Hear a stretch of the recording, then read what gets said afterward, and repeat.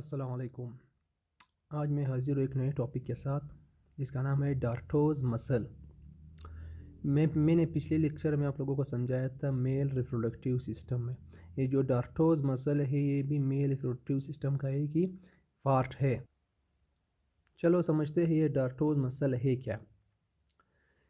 First layer of स्कोट्रम है, ये एक लेयर है स्कोट्रम का। स्कोट्रम मैंने पिछले लेक्चर में आप लोगों को बताया था कि स्कोट्रम क्या है। स्ट्रक्चर बैग लाइक स्ट्रक्चर है जिसमें टेस्टिस पड़े रहते हैं। इसी तरह डार्टोज मसल का जो फंक्शन है वो क्या है, उसके दो फंक्शन है कि एक है रिलैक्सेशन और दूसरा है कंट्रैक्शन।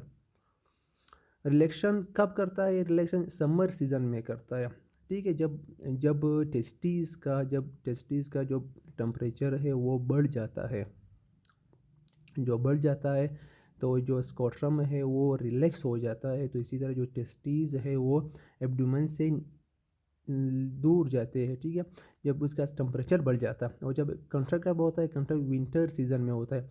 विंटर सीजन में होता है क्या है? विंटर सीजन में ये होता है जब जब इस टेम्परेचर जो कोल्ड हो जाता है तो ये क्या करता है, अपने आप को जो स्कोट्रम है वो नज़दीक हो जाता है एब्डोमेन के, क्योंकि एब्डोमेन का जो टेम्परेचर वो बहुत हाई है। अपने आप को स्टेबल करने के लिए ये एब्डोमेन के नज़दीक हो जाता है। इसी तरह जो टेस्टिस है वो एब्डोमेन के नज़दीक चले जाते हैं। हमारा जो टॉपिक है वो मेल रिप्रोडक्टिव सिस्टम के बारे में जा रहा था, ठीक है। तो मैंने अभी डार्टोज मसल आप लोगों को पढ़ाया था, अभी पढ़ा रहा हूँ डिटेल ऑफ टेस्टीज। जो टेस्टीज है उनमें क्या क्या मौजूद होते हैं, उनकी जो तफसील और डिटेल वो आप लोगों को समझाऊंगा। पहले जो कवर ऑन टेस्टीज में मौजूद हो उसे क्या कहते हैं? टोनिकी वेजिनलीस कहते हैं। इसके दो लेयर्स होते हैं, ठीक है। एक होता है आउटर लेयर और दूसरा होता है इनर लेयर। आउटर लेयर को क्या कहते हैं? आउटर लेयर को कहते हैं पर्टिकल पेरिटोनियम कहते हैं, ठीक है। इसी तरह जो इनर लेयर है उसे वेसिनल पेरिटोनियम कहते हैं। समझ गए आप लोग? इसी तरह जो दूसरा पॉइंट है वो है ओदर लेयर ऑन टेस्टीज में पाया जाता है, जिसे टोनिका एल्बुजिनिया कहते हैं। क्या कहते हैं? जो दूसरा layer other layer on testes पर पाया जाता है उसे क्या कहते हैं? टोनिका एल्बुजिनिया कहते हैं। इसी तरह जो टेस्टीज है, इन टेस्टीज वाल प्रेजेंट होता है जिसे मेडिस्टिनम कहते हैं। मेडिस्टिनम का काम क्या होता है? मेडिस्टिनम का काम ये होता है जो divide testis into two parts. का काम ये होता है कि जो टेस्टिस इनको टू पोर्शन में तब्दील करता है। उनमें से एक मेजर होता है और एक दूसरा जो होता है वो माइनर। इसी तरह जो मेजर पार्ट होता है वो फॉर्म लोब्यूल्स कहते हैं, जिसे हम क्या है कि टेस्टिकुलर लोब्यूल्स कहते हैं। मैंने पढ़ाया था कि जो में एक इनर एक माइनर है और एक मेजर पार्ट है टेस्टिस के, ठीक है। जो मेजर पार्ट है उसमें लोब्यूल्स बनते हैं जिसे हम क्या कहते हैं? टेस्टिकुलर लोब्यूल्स कहते हैं।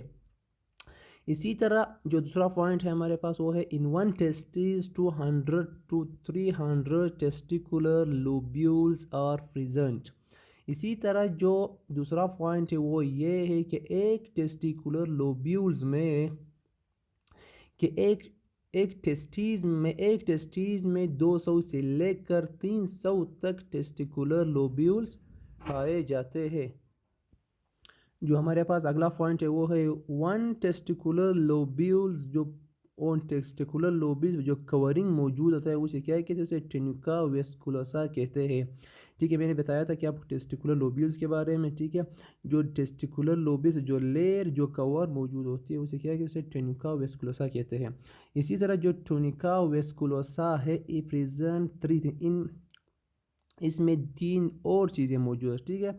उसमें सबसे पहला जो है वो है सेमिनीफेरियस ट्यूब्यूल्स, ठीक है, ट्यूब्यूल्स ऑफ टेस्टीज। और दूसरा जो है वो है लीडिंग सेल। लीडिंग सेल का काम क्या होता है? इसमें सेल मौजूद होता है टोनिका वेस्कुलोसा में, लीडिंग सेल जिसका काम होता है प्रोड्यूस हार्मोन, जो हार्मोन प्रोड्यूस करते हैं, जिसका उस हार्मोन का नाम है टेस्टोस्टेरोन। अब ये टेस्टोस्टेरोन क्या है? टेस्टोस्टेरोन जो ये मेल सेक्स हार्मोन है, ठीक है। इसके बारे में हम आगे पढ़ेंगे कि टेस्टोस्टेरोन कब रिलीज़ होता है और इसके जब ये बॉडी में रिलीज़ हो जाता है जब, तो इसका क्या असरात होते हैं, ठीक है। इसी तरह जो तीसरा चीज़ है जो टेनुका वेस्कुलोसा में मौजूद होता है वो है कनेक्टिव टिश्यूज़। क्या मौजूद है? Connective tissues. कनेक्टिव क्या कहते हैं? जो दो। और हमारा अगला पॉइंट है in one टेनुका वेस्कुलोसा 2 to 3 seminiferous tubules और फ्रिजन। इसी तरह जो एक टूनिका वेस्कुलोसा होता है उसमें 2 से लेकर 3 तक सेमिनिफेरियस ट्यूब्यूल्स मौजूद होते हैं। इसी तरह जो seminiferous tubules form straight tube जिसे हम ट्यूबली रेक्टी कहते हैं। इसी तरह सेमिनिफेरियस ट्यूब्यूल जो है ना वो एक स्ट्रेट ट्यूब बनाता है जिसे क्या कहते हैं, ट्यूबली रेक्टी कहते हैं। जो हमारा अगला पॉइंट है वो tubuli recti coiled form structure form जिसे हम क्या कहते हैं, रेटी टेस्टिस कहते हैं। इसी तरह जब ट्यूबली रेक्टी क्वाइल्ड हो जाता है, ठीक है, तो इसे एक स्ट्रक्चर बनता है जिसे रेटी टेस्टिस कहते हैं। इसी तरह जो अगला पॉइंट है, रेटी testis all combine form 2 to 30 tubes जिसे हम वासा एपेरनिया कहते हैं। इसी तरह जो रेटी टेस्टीज है वो मिल के 2 से 20 to 30 ट्यूब्स बनाते हैं जिसे हम वासा इपेरनिया कहते हैं। इसी तरह जो अगला पॉइंट है वो है vasa efferentia combine and form epididymis at one side of testes. इसी तरह जो वासा इफरनिया है वो तमाम मिल के कंबाइन हो के क्या बनाते हैं, एफिडाइमिस बनाते हैं। एफिडाइमिस कहाँ बनाते हैं, at one side of testis के एक तरफ बनाते हैं। इसी तरह जो एपिडाइमस होता है वो हाईली क्वाइल्ड होता है। इसी तरह जो हमारा अगला पॉइंट है, जो आखिर में फाइनल ट्यूब फॉर्म होता है उसे क्या वासा डिफरेंशिया कहते हैं। जो आखिरी ट्यूब जो बनता है उसे क्या कहते हैं, वासा डिफरेंशिया कहते हैं। वासा डिफरेंशिया मैंने पहले आप लोगों को बताया था, जो डक्ट सिस्टम में मौजूद होते हैं, सेकेंडरी सेक्स ऑर्गन में जो डक्ट सिस्टम मौजूद होता है वासा डिफरेंशिया, जो मैंने पहले आप लोगों को बताया था। तो वासा डिफरेंशिया कैसे फॉर्म होता है, इस जो पूरा प्रोसेस हुआ इससे आखिर में क्या फाइनल ट्यूब बनता है जिसे वासा डिफरेंशिया कहते हैं। या हमारा और अगले मज़ीद देखते हैं जो फंक्शन है एपिडेमस का। और फंक्शन एपिडेमस क्या है, एपिडेमस का काम क्या है। इसी तरह शॉर्ट हम एम का मतलब क्या होता है, मीनिंग क्या होता है, मैच्योरेशन बाय सिक्रेटिंग। मैच्योरेशन करता है, जो स्पर्म होता है उसको इसका क्या करता है, मैच्योरेशन करता है एपिडेमस। किसके ज़रिए, किसके मदद से करता है, बाय सिक्रेटिंग ग्लाइकोप्रोटीन के खारिज होने की मदद से ये क्या करता है, सिक्रेटिंग बाय ग्लाइकोप्रोटीन के मदद से ये मैच्योरेशन करता है। इसी तरह दूसरा का मोटिलिटी है, दूसरा इसका जो एपिडेमिस का काम क्या है, मोटिलिटी है। और तीसरा जो एस है उसका मतलब स्टोरेज का मतलब होता है after sperm synthesis it store. जब स्पर्म सिंथेसाइज हो जाता है बॉडी में तो पहले वो कहाँ स्टोर होता है, तो पहले वो एपिडाइमिस में स्टोर होता है। इसी तरह जो स्पर्म सिंथेसिस है वो कहाँ होता है, वो लीडिंग सेल में होता है। जो स्पर्म प्रोड्यूस होता है वो लीडिंग सेल में मौजूद है।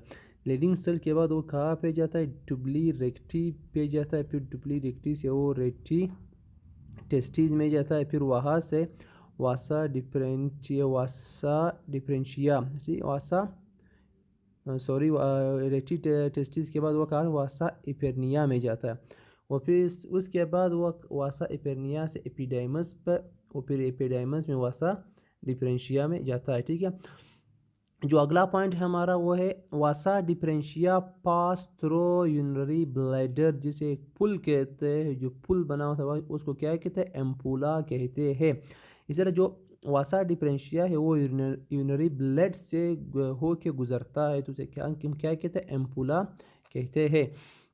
इसी तरह जो हमारा अगला point एम्पोला joint with seminal vesicle. Seminal vesicle में पहले आप लोगों को बता चुका हूँ कि एक ग्लैंड है फैमरी सेकेंडरी सेक्स ऑर्गन में एक ग्लैंड है, ठीक है। सेमिनल वेसिकल है, ग्लैंड है जो क्या करता है, फॉर्म डक्ट, जो डक्ट बनाता है उसे क्या कहते हैं, इजैकुलेटरी डक्ट, ठीक है। जो क्या एक डक्ट बनाता है इसे क्या कहते हैं, इजैकुलेटरी डक्ट कहते हैं। इसी तरह जो प्रोस्टेट ग्लैंड है, प्रोस्टेट ये भी एक ग्लैंड है।